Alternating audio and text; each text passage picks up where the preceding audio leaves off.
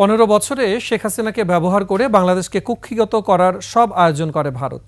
বিশ্লেষকরা বলছেন, সাগর তীরে অর্থনৈতিক অঞ্চলে জমি বরাদ্দ, ট্রানজিট কিংবা মৈত্রী সেতু এসবের আড়ালে বাংলাদেশকে নিয়ন্ত্রণের নীল নকশা বাস্তবায়ন করছে দেশটি। আব্দুর রাজ্জাকের ক্যামেরায় বিস্তারিত জানাচ্ছেন আলী আহমেদ।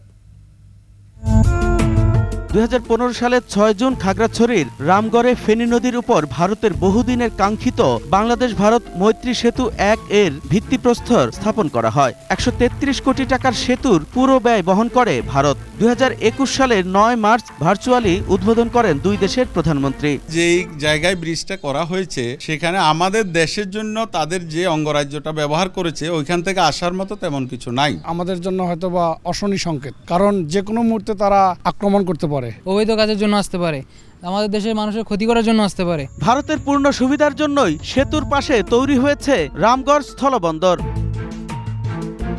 এই সেতুকে পুরোপুরি কাজে লাগাতে 1107 কোটি টাকা ব্যয়ে বারোয়ারহাট হেয়াকো রামগড় 38 কিলোমিটার 4 লেনের অ্যাপ্রোচ রোডের কাজ চলছে জোরে সোরে। মৈত্রী সেতু পর্যন্ত যোগাযোগকে সহজ করার জন্য পাহাড় ভেদ করে তৈরি হচ্ছে এই সড়কগুলো। দুটা ছাদ ঢালা হয়েছে, বাকিগুলা কোনোটা গাটার হচ্ছে, কোনোটা ক্যাপ হতেছে, কোনোটা পাইল হইতেছে। এই সড়ক ঢাকা চট্টগ্রাম মহাসড়কের সঙ্গে যুক্ত হয়েছে। বঙ্গোপসাগরের উপকূলীয় এলাকা সন্দ্বীপ চ্যানেলের পাশে চট্টগ্রামের মিরেরসরাইয়ে গড়ে তোলা হচ্ছে বিশেষ অর্থনৈতিক অঞ্চল। এমন একটি অর্থনৈতিক অঞ্চলে ভারতের জন্য বরাদ্দ রাখা হয়েছে 900 একর জমি। ভারতকে যে বিশেষ অঞ্চল দিয়েছে এটা আমাদের দেশের জন্য হুমকি। ভারতের প্রয়োজনে এদিক দিয়ে যে রাস্তা করা জোরারগঞ্জ হয়ে, এটাকে আমরা ভালোভাবে দেখার সুযোগ নাই।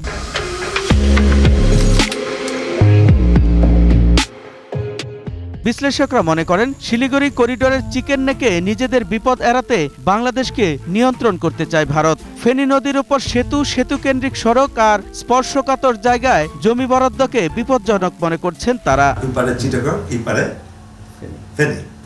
এটা কিন্তু একটা আমাদের দুর্বল জায়গা। কুকি চীনকে যে ভারত অস্ত্র দেবে না, আমার এখান থেকে বিদ্রোহীদেরকে ওই পারে নিয়ে ট্রেনিং দিয়ে আবার ফেরত পাঠাবে না, তার গ্যারান্টি কোথায়? তবে বিশ্লেষকরা মনে করেন, ভারতের আগ্রাসন ঠেকানো এবং বাড়াবাড়ির জবাব দিতে সক্ষম বাংলাদেশ। ভারত যদি আক্রমণ করে বাংলাদেশকে, সবাই কিন্তু রাস্তায় নামবে এবং সবাই অস্ত্র নেবে। অনুমান করেন যে আমাদের রংপুরের একটা অংশ তারা দখল করে নিল ওই চিকেন নেটটা বড় করার জন্য, তো আমরা তখন বসে থাকবো না, তখন আমরা কাউন্টার অফেন্সিভ করব।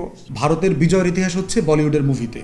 অতএব ভারত যদি মনে করে থাকে সে বাংলাদেশে ঢুকবে আর দেশ দখল করে ফেলবে, বোকার স্বর্গে বাস করতেছে। আমাদের সামরিক বাহিনী বিপুলভাবে এখন শক্তিশালী এবং দেশপ্রেমে এমনভাবে উদ্বুদ্ধ হয়ে আছে, তারা ফুঁসে আছে, যদি খালি একটা কিছু করে ইন্ডিয়ার 7 সিস্টারকে আমরা স্বাধীন করে দিব।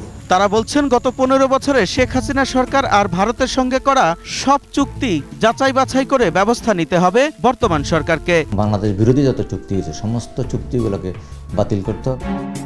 আলী আহমেদ, 21 টেলিভিশন।